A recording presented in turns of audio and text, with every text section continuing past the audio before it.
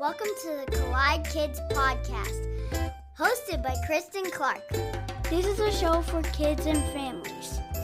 You are going to meet new people and have fun while you listen. Let's do it!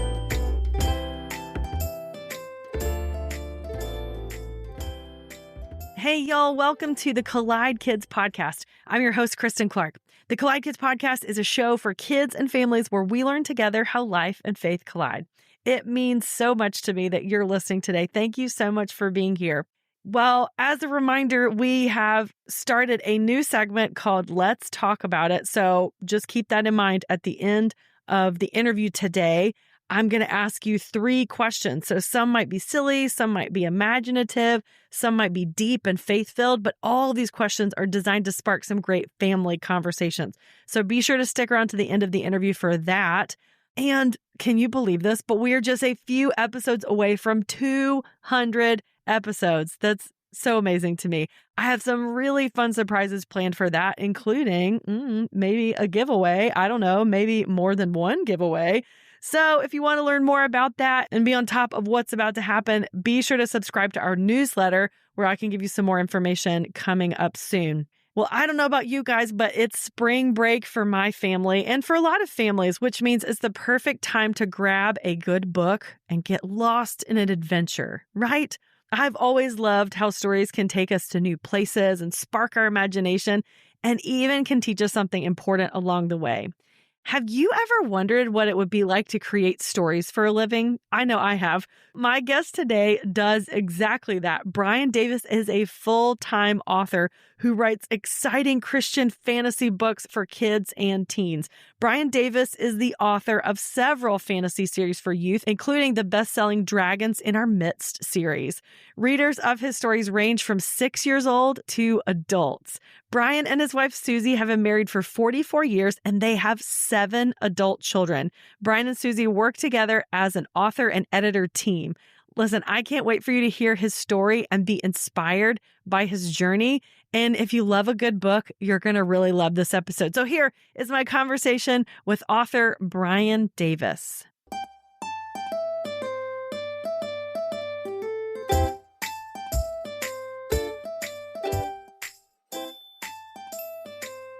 Well, Bryan Davis, I am so excited to have you on the Collide Kids Podcast today. All right, Christen, it's great to be here.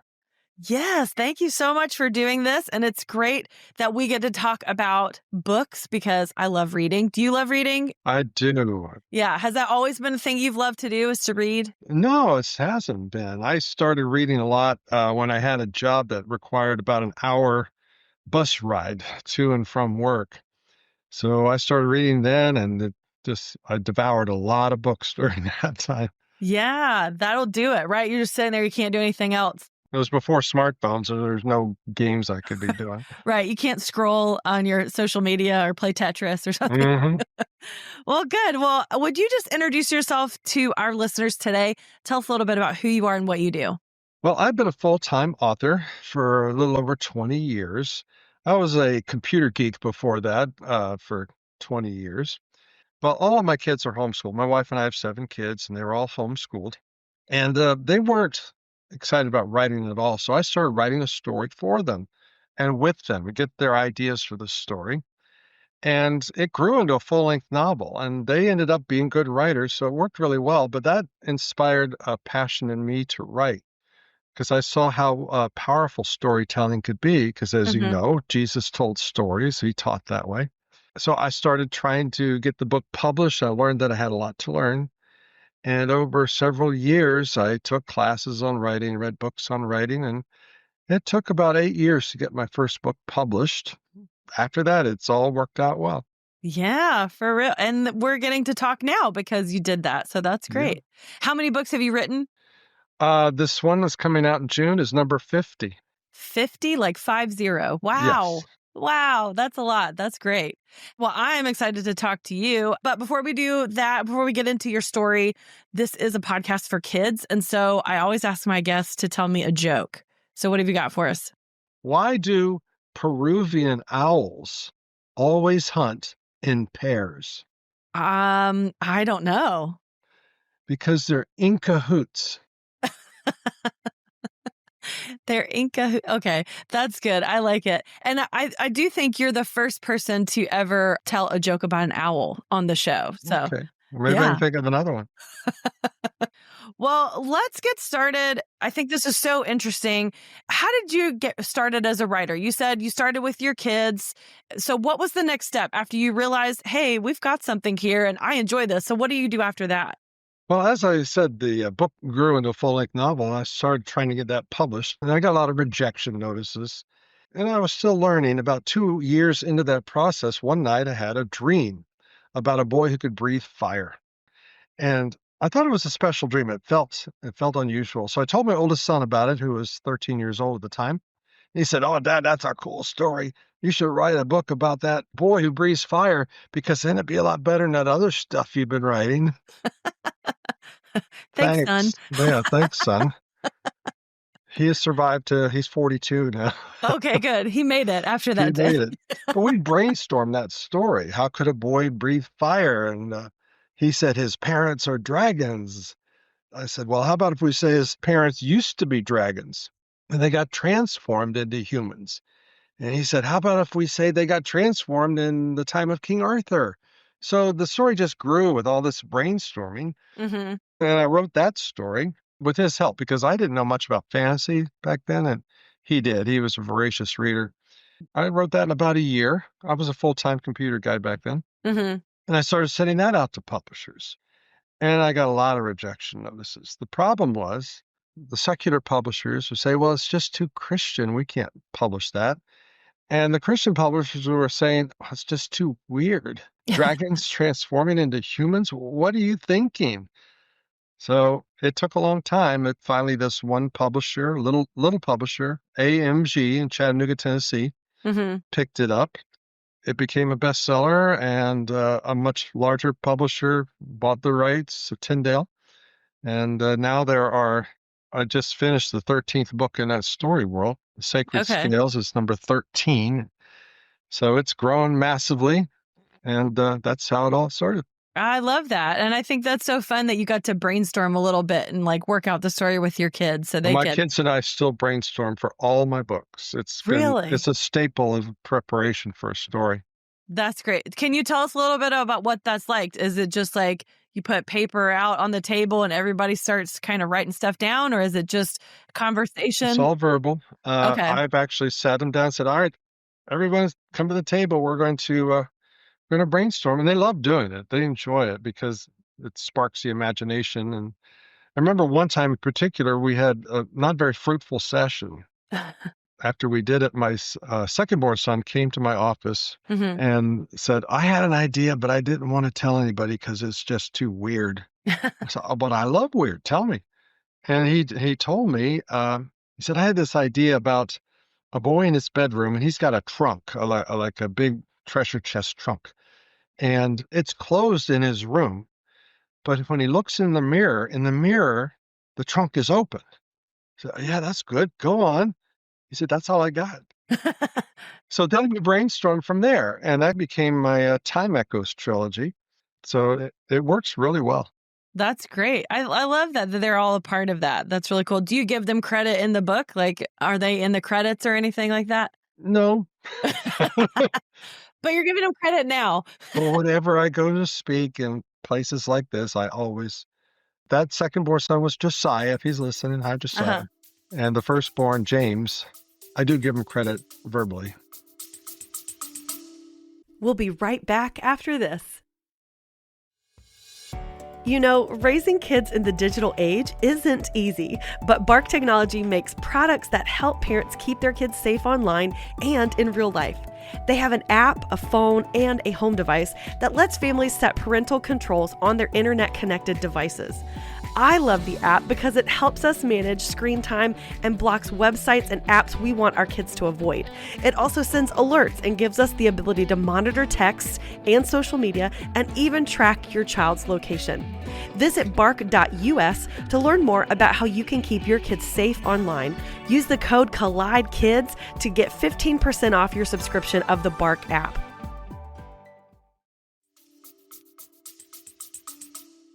That's great. I love that. That's so cool that they get to be a part of that and just to have those creative ideas. Because I think, too, it's so fun to kind of think through a story like that with that. Have you ever played the game Story Cubes? Do you know about Story Cubes?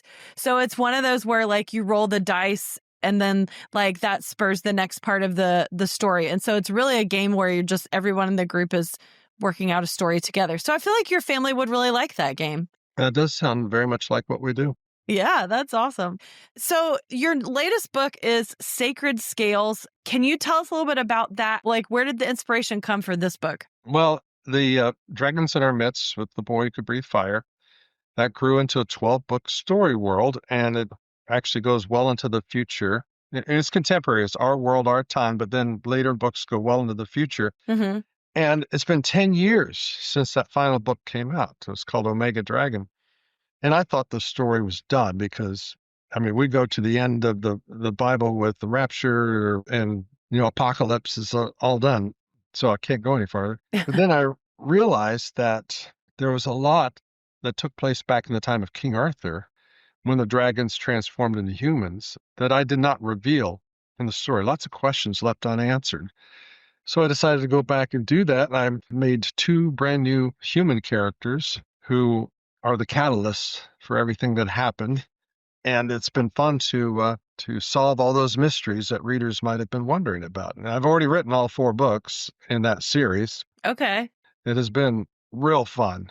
Now, is it one of those things where you're writing, like when the first series, you're writing that series, the story comes together and you're like, I really want to include more information about this? Or is it just, you just left it unanswered at the time and now you're going back? Most of the questions didn't occur to me until after it was all written.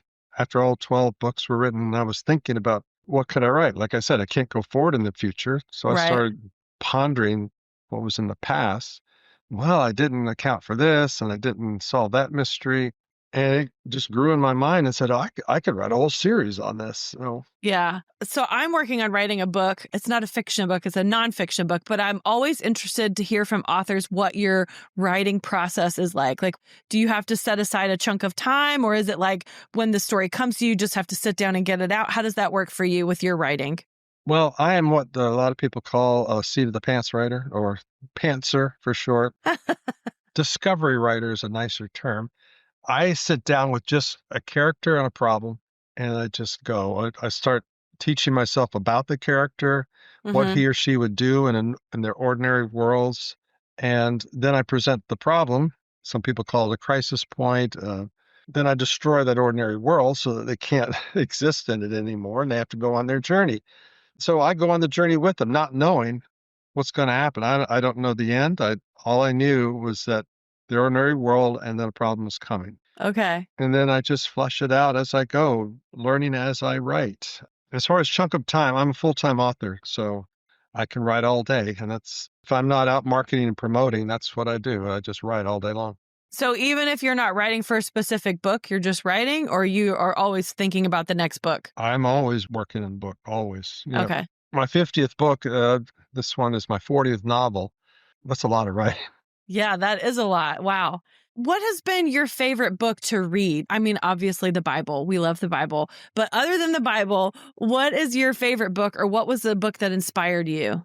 My top 3, I'll tell you that. My first one, To Kill a Mockingbird. I love that book because the author's genius in being able to portray some very deep, complex issues through the eyes of a little girl. To be able to do that, to me, is fascinating because I learned from it because I have a lot of young characters. And to be able to show things that they might not even compute in their brains, not really processing it, but showing what they say, showing what they do, and the adult readers are going, okay, I see what's going on here. So I love that. My second one would be Mark Twain's version of Joan of Arc. Did you know that he wrote a book on Joan of Arc? No, I didn't. A lot of people don't know it, and it's his best work. And he said so himself. He said this is his best work. He spent 14 years in Europe researching that book, and it's just so beautiful. And you can see his wit in there, even though it's Joan of Arc. Right. My third is C.S. Lewis's Till We Have Faces. Okay. And I think what fascinates me is that all 3 books are very similar. They're all told in first person. They're all told from the perspective of somebody looking way back in the past. And they all have a major trial, like a court trial. Mm-hmm. And for some reason, the kind of dynamic really inspires me. In all three cases, there's a great amount of injustice in the trial. Mm-hmm. People were found guilty and harshly punished for something that they really didn't do. So that led me to have a big interest in mercy, forgiveness, reconciliation. Mm-hmm. So one of my major themes throughout my stories will be mercy and forgiveness. And those three books really helped me get there. I love that. I love that you tied those together. What are some things that you have learned about your relationship with God as you've been a writer all this time? God's provision and his sufficiency has been huge. As a father of seven, always concerned about, am I going to make money or get the kids education and put shoes on all their feet and so forth. And God taught me some amazing lessons on his sufficiency. You want to hear a story? I'd love one. Yeah. When Raising Dragons first came out, I also had another book called The Image of a Father, a nonfiction book on fathering. And my first foray into marketing it was at a Christian Booksellers Association convention. And their publishers would have all their books on display for the big time buyers who come in to decide if they want to pick up your book. So they invited me to come and give away copies of both those books. And while I was there, I met the president of the publishing company. He was in a wheelchair. His name was Spiros Zodiades, Greek and Hebrew scholar. He was in a wheelchair because he had had a couple of strokes. And then he said, "Oh, my brother, it's good to meet you, because I heard all about you, how you quit your job to pursue writing full time." I didn't mention that part, that you don't know where your next paycheck's coming from, but you trusted God to do this. And then he stopped and his eyes grew wide. He started clapping his hands. "Oh, my brother, I've been wondering why God has called me to this convention, and now I know. God wants me to give you a word. The word is autarkia. It's a Greek word. It means sufficiency. It means contentment. Those two are tied together. If you trust in God's sufficiency, you will learn contentment. God wants you to know that he will be your sufficiency no matter what. Just be content. And God wants you to put contentment as a theme in your next book." Oh, okay. Well, I had written the first two books in Dragons in Our Midst, and the third book, Circles of Seven, was just in my mind. And so I said, all right, I'll see what I can do. And I did, and it worked out beautifully. But anyway, after that convention, I was trying to think about the best way to market my books. And since I'm a homeschool dad, I thought maybe homeschool conventions would be the way to do it. So I said, "Lord, if you want me to do this, help me to at least break even or maybe make a profit. That'll help me to know if this is what I should be doing. And if not, then I'll seek something else." Sort of like Gideon throwing the fleece out. Is this going to work? So I took one of my daughters with me, and we went to this convention in Alabama and rented the table, and I was keeping really close track of my expenses. And this was a very conservative homeschool convention. And I wasn't getting a lot of sales for this weird Dragons book, as you might imagine. But I kept track. It was a 2-day convention. Every hour, I would calculate. All right, I know how much money I'm making on each sale. And I know how many hours in the convention, and I have a math brain, so I would extrapolate and figure out, okay, how much am I going to make? Well, after the first hour, I calculated that I was going to be $50 short of breaking even. I would keep calculating every hour, and every hour I'd come up with the same answer. I'm going to be $50 short of breaking even. So when we get to the final few minutes of the convention, there's this guy looking at my fathering book. My daughter and I were putting all the books away, getting ready to go. And finally he said, "This would be good for my men's ministry. I'll buy it." So he gave me the money. And I looked at the money and I said, "This is the last money I'm going to get. Let me do another quick calculation." And yep, I'm going to be $50 short of breaking even. So I put it in the money box, said, well, I guess I'll be finding other ways to market the books. And as the man was walking away, he stopped, looked at the fathering book as if for the first time, and he said, "Bryan Davis wrote this book." I said, "Yes." And he turned That's me. around turned around and he saw the sign on the wall, Bryan Davis, author. He said, "Are you Bryan Davis?" I said, "Yes." Then he started shaking and his face turned red. And he said, "You're going to think this is really weird." I said, "It's okay. What is it?"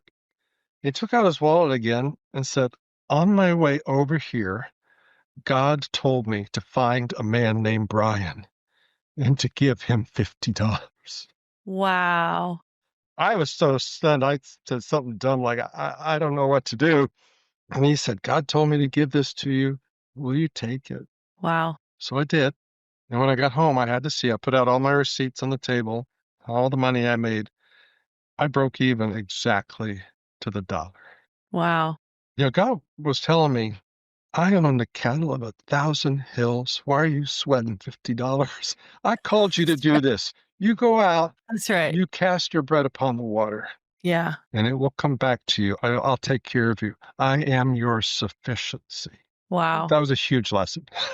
Yeah, I love that story. That's incredible. And I love hearing stories about how people just feel this compelled to do something. Sometimes it's really weird. Like I know there's been moments where God's asked me to do something and I'm like, I have to go say this to someone or give something to someone. And you never know how much that's going to mean to that person or how God's going to use that small gift or that small word.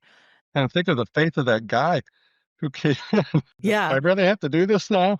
I know. And he's like, like how he just randomly found your book and then realized what God was telling him to do. So thank you for sharing that story. I love that story. And I love the way that God uses the things that he's called us to help us grow in our faith. And so God used that to grow your faith. Absolutely. So I teach in my children's ministry. I get to do the Bible lesson sometimes. And a couple weeks ago, I taught the story of the widow who had just a little bit of oil, and the prophet Elisha came to her and she asked for help. Like, can you just help me and my sons? Because she was going to have to sell them into slavery because she had to pay off a debt. So she had this past debt.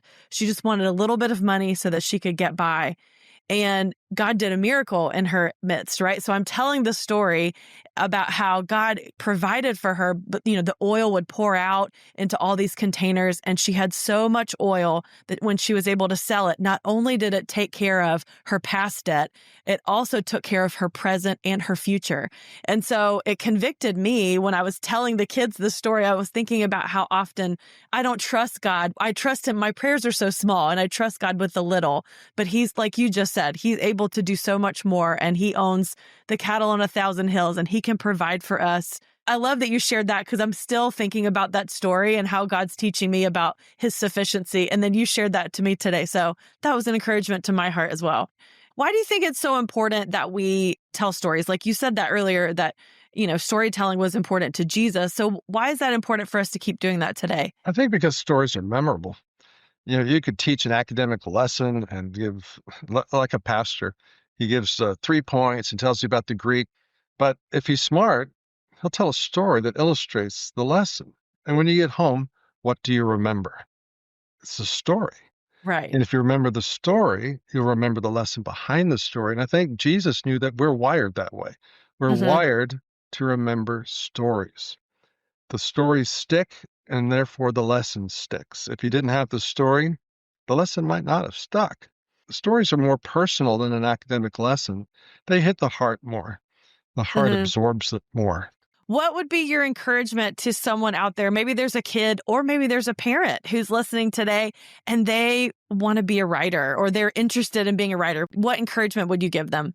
Well, the encouragement I give is that I'm a person who had no idea how to do it. And if God is calling you to do it, then there's nothing that's going to stop you as long as you do the work that he calls you to do. It took a lot of work.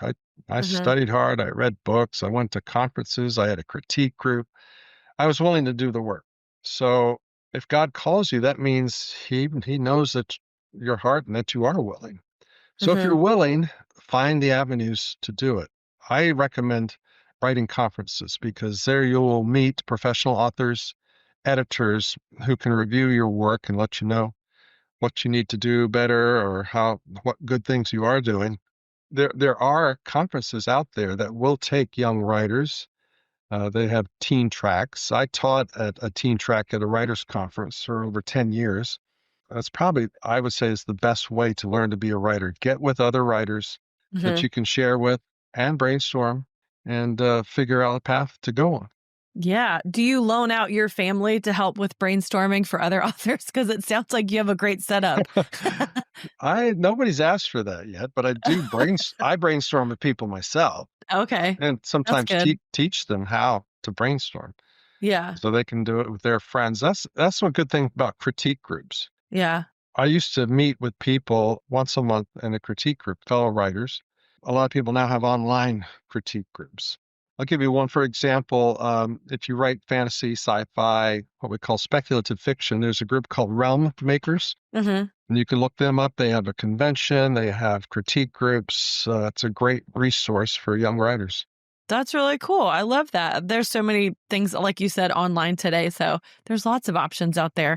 Well, Bryan, this has been so great talking with you. Thank you so much for being on the show and sharing about your book. Now, it comes out June 3rd, Sacred Scales. Mhm. Is this the first or second book in the It's series? the first book in a new series called Dragons of Camelot, because we're going Okay. back to the time of King Arthur and Camelot.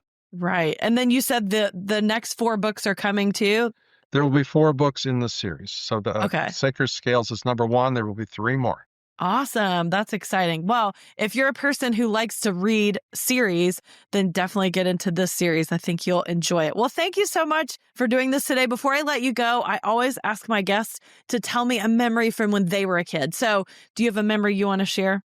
One that I've been thinking about is how God used my mother to teach me about God's always watching over me. Mm-hmm. I went to a school basketball game one night, and I was taken there by somebody else, not my mother, but she knew where I was going. Mm-hmm. And for some reason, the person who took me there left, and I didn't have a way to get home. And so I was at the school, and everybody was gone, and I was alone. So as a kid, what do? I said, well, my mom will find me. She will be here. So all I had to do was wait. And she showed up. And that taught me about God. He is much more powerful and much more loving than even my mom. Mm-hmm. And if I wait on the Lord, he'll show up. He always does. Good. I love that. And good on your mom. She's coming. She's on her way. That's what kids need to remember.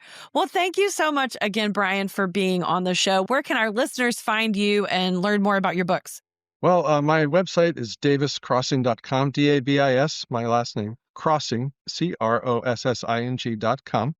And that'll have links to where all my other stuff, my Facebook page and so forth. And you can find everything about me there. I have a blog, a way to buy books, and so it's all there. Great. Well, thank you so much for being on the show.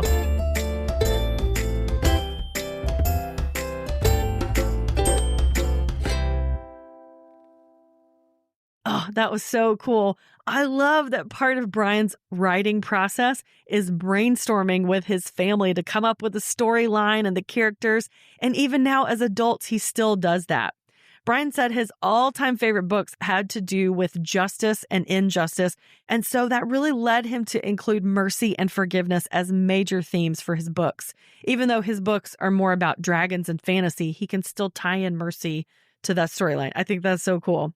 And I really love the story he shared about how God provided for him and his family, and that guy that gave him the Greek word autarkia, I think that's how you say it, which means sufficiency and contentment. And then God taught him that through the man that came over and gave him the $50.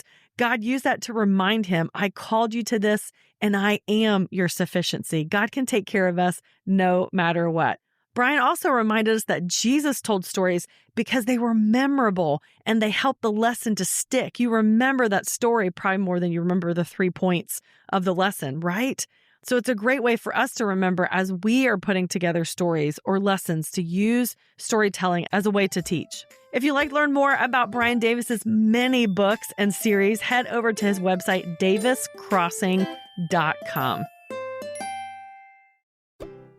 All right, now it's time for my favorite part of the show. It's our family discussion segment. This is where we ask a few fun and thoughtful questions to help you keep the conversation going with your family. So you can pause it between each question, discuss it right now, or you can listen to all the questions and talk about them over dinner, over ice cream later, whatever works best for your family. So let's talk about it. Here's the first one.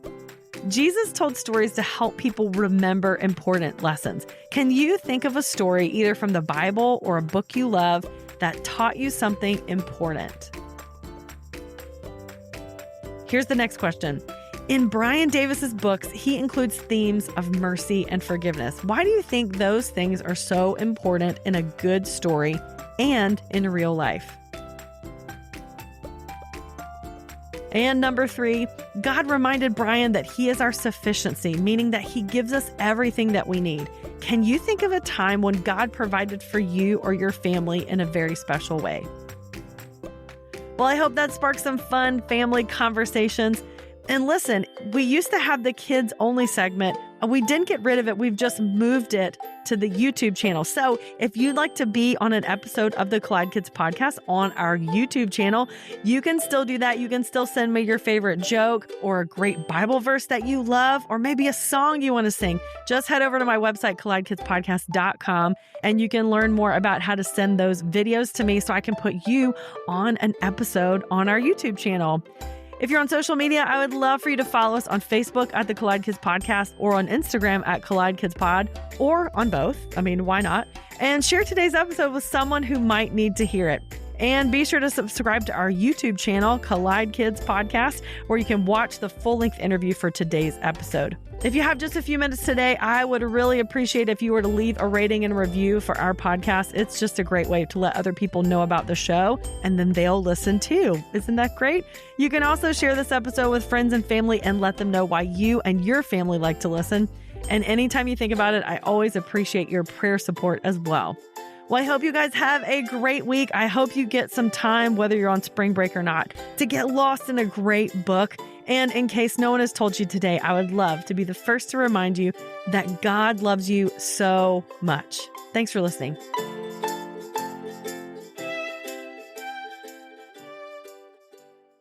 You don't have to go very far looking for bad news because somehow it just finds you. So finding peace in the chaos can be really difficult, but it doesn't have to be because the River mobile app exists. The River is a Christian music radio station dedicated to playing music to help you get through life's toughest moments or life's happiest moments and everywhere in between, and all from artists who love Jesus and are real people just like you. Listening is easy. You can download it wherever you get apps from. Just search 1049 The River or listen online at riverradio.com. And know that The River is proud to partner with the Collide Kids podcast.